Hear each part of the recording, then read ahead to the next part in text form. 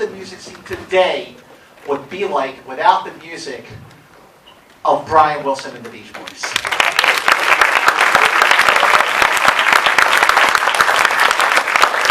You know, life comes down to a few moments, and this is one of them, to be here at the special Q&A for Love and Mercy with the filmmakers, with Brian Wilson himself. Let's bring out the producer of Love and Mercy, Claire Rudnick Polstein.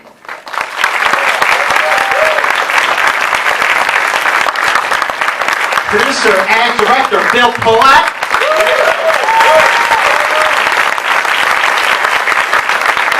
And Brian Wilson's wife, Melinda.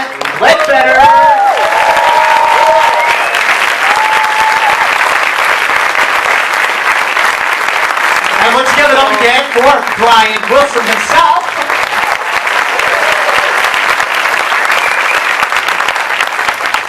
I love LA. I really, really do. Well, the first question I have for the filmmakers, it's always a bit of a cliche, but you got to ask, is really how did this movie come about? And tell me why what we saw was different from a version that had been floating around for a little bit. We had been developing the script with Brian and Melinda at Warner Brothers, and it was a good script, but not quite hitting the beats that was the story that we wanted to tell. So we were looking for a producing partner and joined up with River Road, Bill's company, and reimagined the script with Bill and Oren Moverman, who were kind of looking at it a different way, which we all embraced, and Brian and Melinda agreed. And that's the short version of a long story. Now, Bill, I understand that you were going to produce the film, not necessarily direct it. What changed your mind? Thankfully, because that's pretty brilliant, the movie that we actually saw.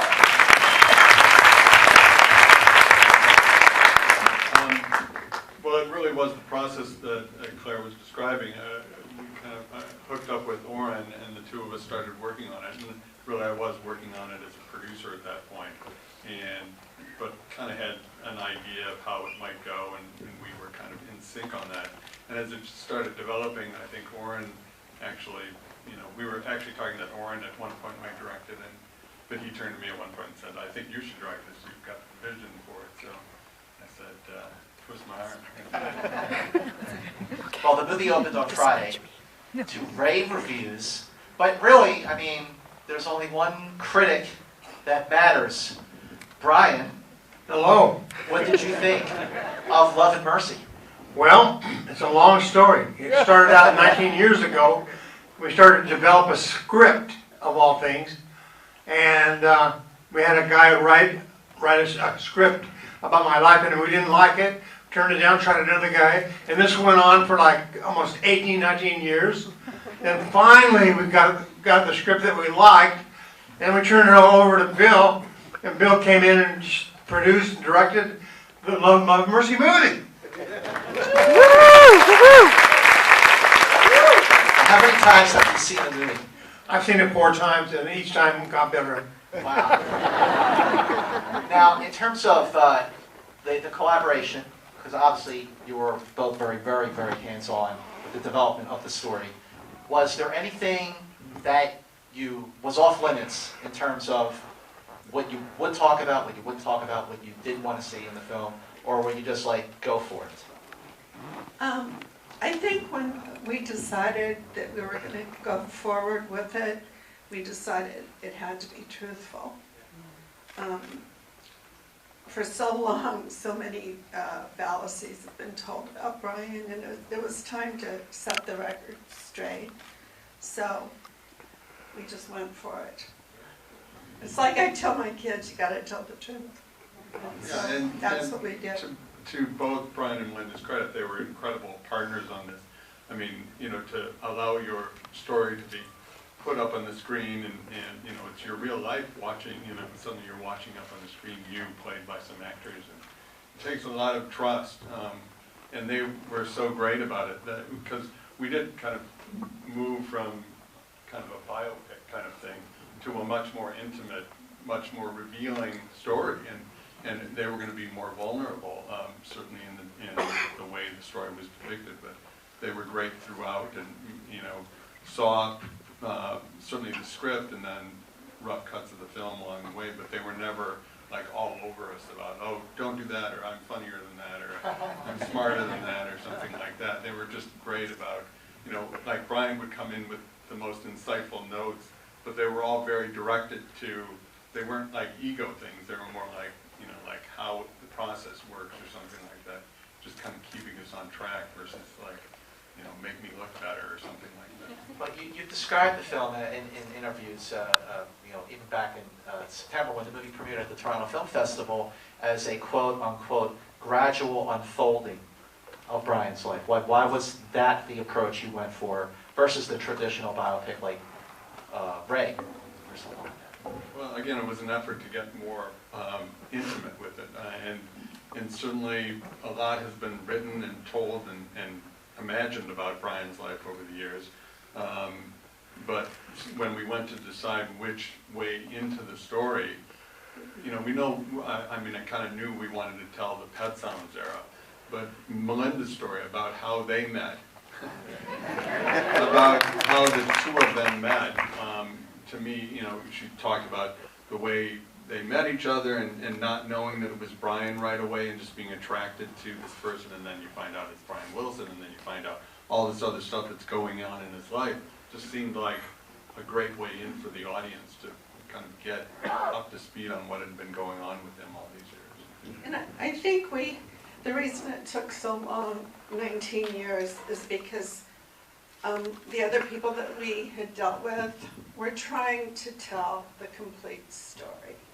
And there's no way you can in 2 hours. So what Bill did was just perfect. I gotta say, the approach of you could have done it where you had one actor, but you chose two, and the brilliance of it is that there are two different performances, but there's an almost like childlike sensibility to both of them, especially the way Paul Dano in the studio, it's like a kid in a candy store. It's really extraordinary. So talk a little bit about, well, Brian, I would love to know what you thought of Paul Dano and John Cusack playing you. Well, they're two different kind of characters, Paul was probably the most brilliant portrayal of me that ever was. And when I was 24, I produced Pet Sounds and the Smile Session, and Paul Dano encapsulated what I was trying to do, with his acting ability, and which made a lot of sense to me, and so he covered that part of it. Then John Cusack covered the part of 1980s and early 90s of my life, and I owe it all to my wife, I owe it all to her.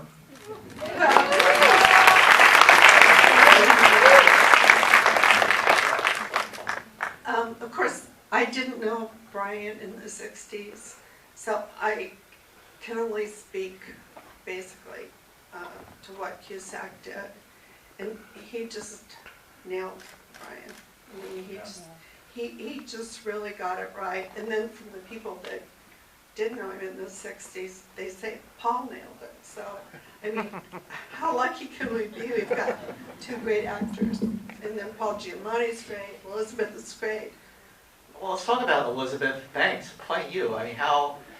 When you found out that Elizabeth Banks was playing you, did you meet with her before the movie started? Yeah, we had a 3-hour lunch one day, and we really didn't talk about the movie that much. We just talked about our lives, and we found out that we were actually a lot alike, and I was thrilled, to say the least. She's terrific in this movie. She's great. She's perfect. I love her looks. She couldn't really say a lot. She had to do a lot of looks, and she was perfect. Well, I also want to talk about, Paul Giamatti was creepy as hell in this movie.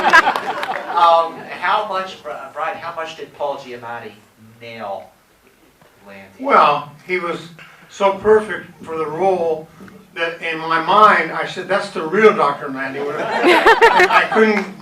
I couldn't go back and forth from Dr. Lenny to Paul Giamatti, and I kept going and going and going, and finally I was just like, I can't watch this, you know, I can't watch it. So I like had to put my head down for a while. Then I came back up for air, and you know, but it was a labor of love, and Paul absolutely encapsulated Dr. Lenny. Well, I want to talk about Paul Dano. The scenes of him in the studio are, I mean, he is so immersed. He is so transformed. He is so committed.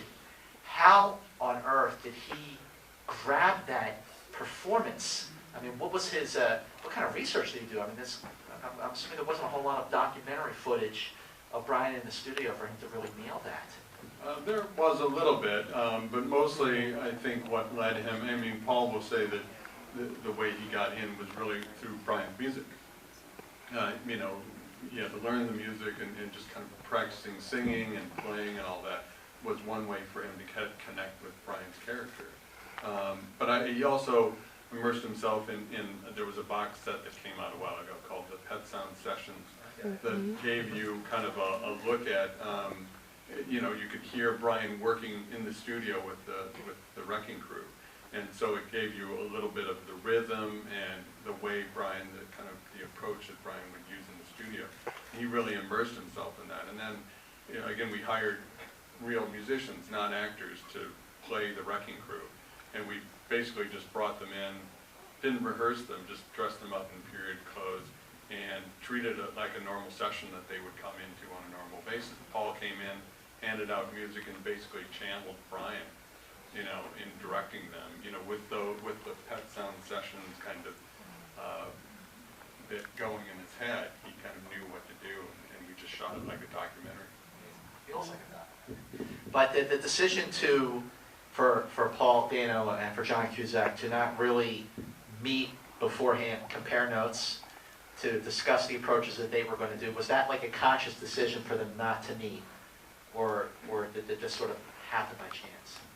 No, it was all part of the process of when you're trying to do tribute to Brian and the way he was creating music back then, and you know, kind of always pushing the envelope and everything. So we thought, you know, once we made the decision to do the two-strand approach and interweave the two strands of the story, then the next decision was, you know, one actor or two, and it was always two actors playing Brian. And then beyond that, you know, you kind of go further with it and say, you know, let's not have them coordinate. I mean, we talked about them finding their own Brian, their kind of inner Brian, so to speak, you know, in their own way. For Paul, it was kind of through the music and through the Pet Sound Sessions, and for John, it was really spending time with the real Brian and the real Melinda and kind of getting that down, as well as immersing himself in the Smile sessions. So. Oh, the Smile sessions, wow. Thank you for finishing Smile. Oh yeah.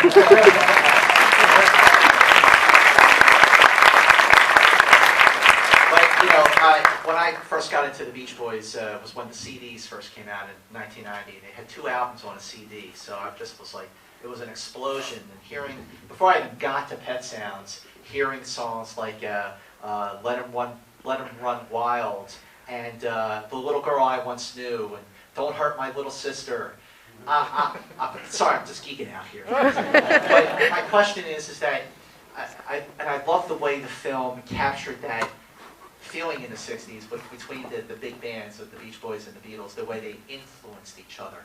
You know, the way the Beatles heard, or the Beach Boys heard Rubber Soul, and they did Pet Sounds, and then they heard Pet Sounds and did Pepper. Talk a little bit about that.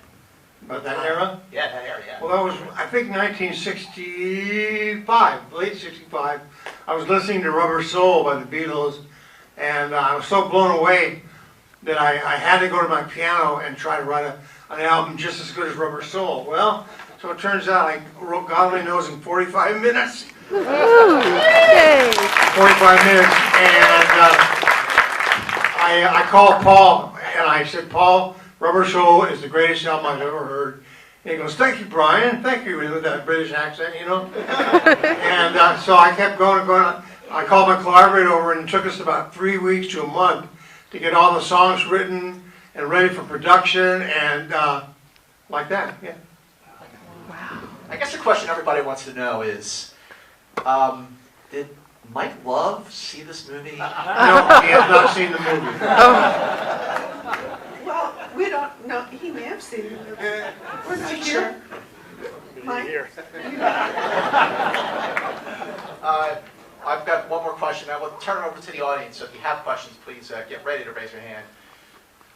Let's say one name, and I want to hear your reaction. Eugene Landy, hero or villain? Both, but mostly a villain. Yeah. Yeah. Wow, what a character. Okay, who's got a question? You right here. Nice and loud, please. My name is Appalonia.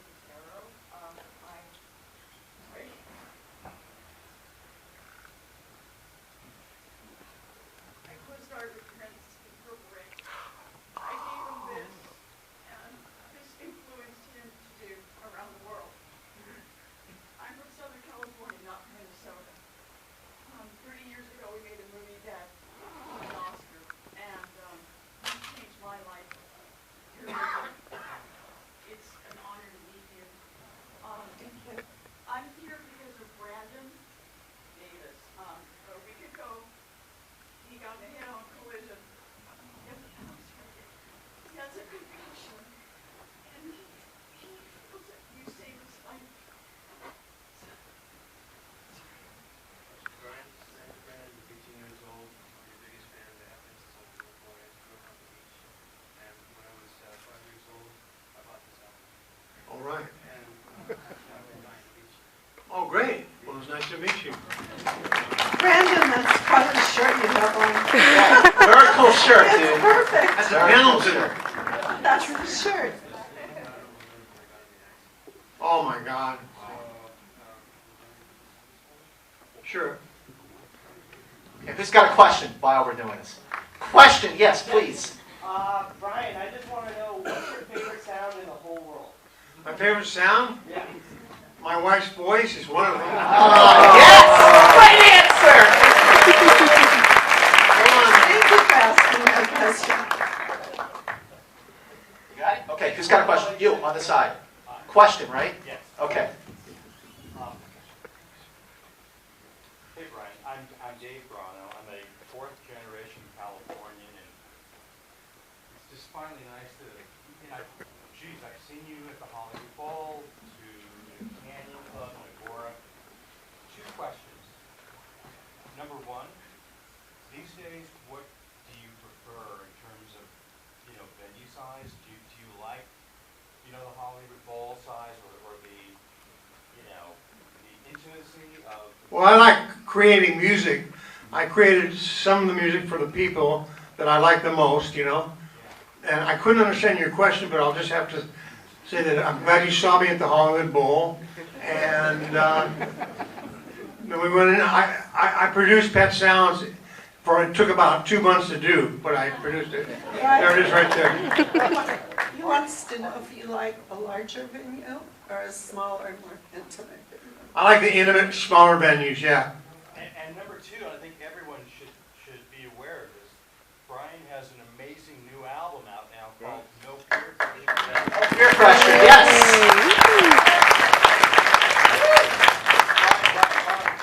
Brian, what influenced you on this current work in terms of these terrific songs? What influenced me? Yeah. Phil Spector's records. Mostly his records, and Paul McCartney's music, and The Doors. I could go on forever, I'll tell you, our kids influenced him as well. They really wanted him to bring some current artists into the album, and that's how that worked. Who's got a question? Yes. Question, right? Yeah, question. Okay, question. I'm an aspiring musician who's been inspired by your music since I was a little kid. I was just wondering if you had any advice for people that want to follow in your footsteps and create Yeah, music. I do.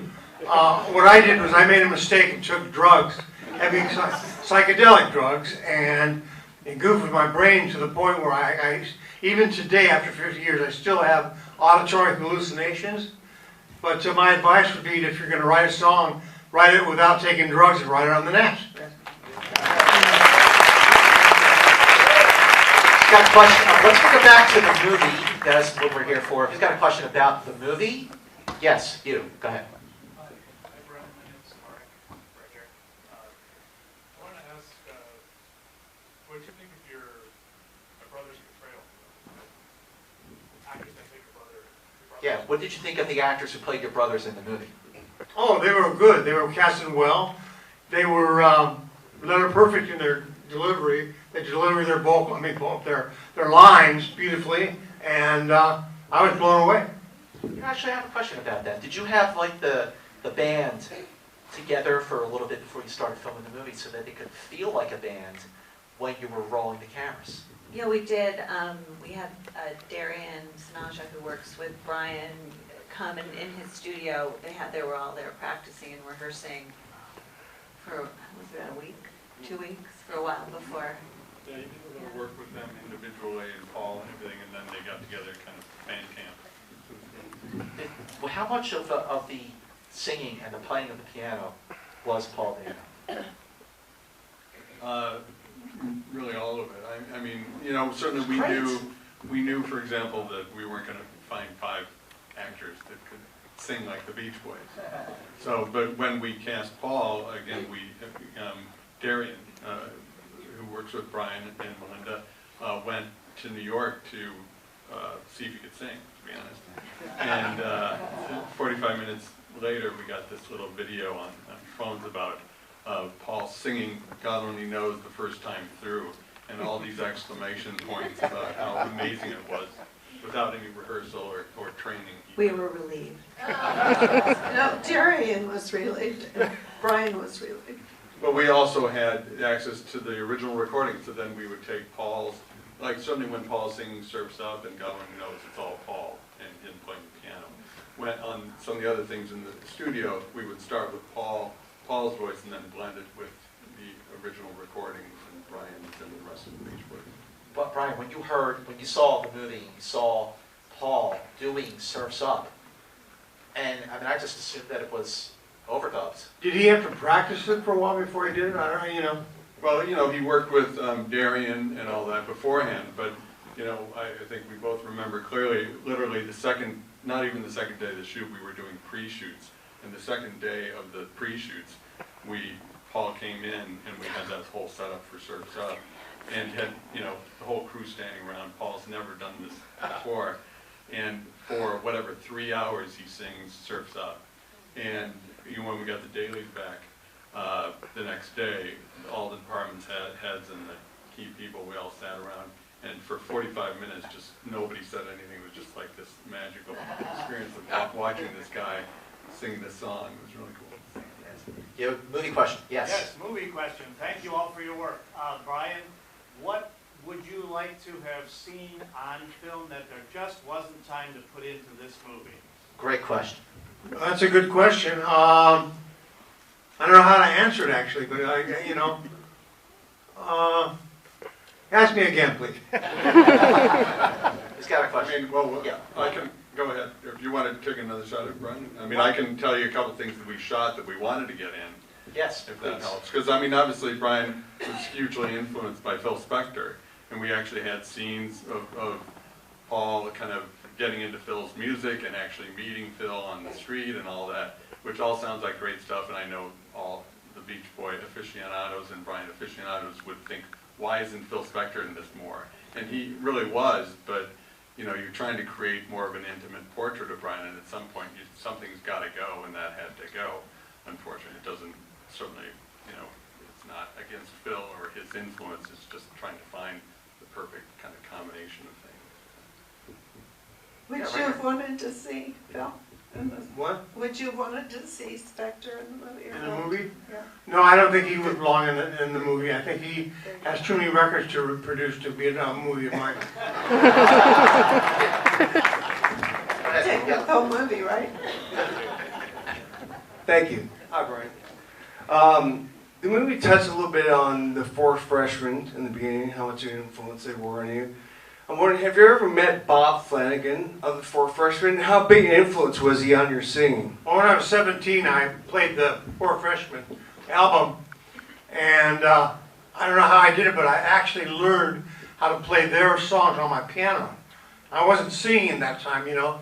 Then I started listening to Bob Flanagan's voice, and I started mimicking him a little bit. I sing along with, while he was singing, I just go ahead and sing along with him, you know.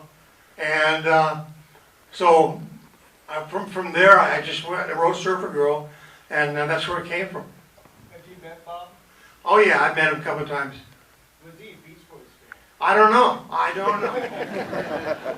Okay, who's got a question? Yes, standing up right there, you. Yes. Hi, Bill. Hi, Bill. Gregory Martin, how are you? Congratulations on making the greatest rock biopic ever. Nice and loud, please. I just say congratulations on making the greatest biopic ever, rock biopic. I'm about to go into pre-production on the Mad Men of Rock and Roll called The Circus, the story of the greatest band that never existed with original music. I'm about to go into production on The Circus, the Mad Men of Rock and Roll, the story of the greatest band that never existed with original music produced by Tony Visconti and Jeff Emmerich, engineering. And I wanted to ask Brian, we never met. I met Al. I know you know my dad very well. I'd like to ask you a question about your opinion of your own music. So I found out something from my father about 3 years ago. It really surprised me. He said to me one night that, in his opinion, his greatest work wasn't Sgt. Pepper. It was another Right. album. Huh? Well, I was writing music so fast I couldn't slow down and actually see where I was coming from. I was working so hard at music that I was not able to see where I was coming from. And from there, I don't know what, you know. What is the favorite? Do you have a favorite album? A favorite album? Beyond Pet Sounds. Sgt. Pepper. Yeah. Of your own work. What? Of your own work. Oh, favorite album? Yeah. Gosh, there's been a bunch of them. Probably Summer Days and Summer Nights. Yes, sometimes. Oh, the girl from New York City. That is a great song. Okay, who's got one final good question about the movie? Yes, you. Yeah, in the movie, I was surprised at how spiritual you came across. Would you say you're a spiritual individual? Yeah, I used to be. I'm not as spiritual as I used to be in my early 20s when I did Pet Sounds. So I've lost that glitter. I've lost my touch. So, you know, I don't have that quality, spiritual quality anymore.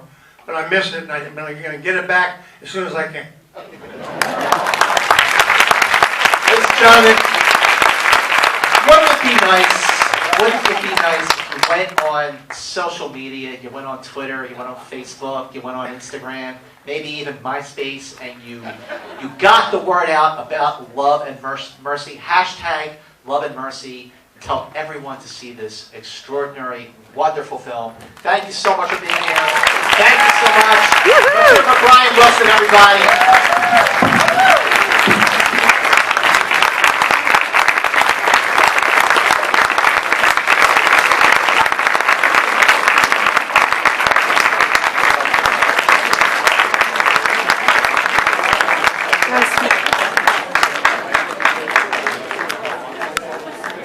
Last person who asked that question was Giles Martin.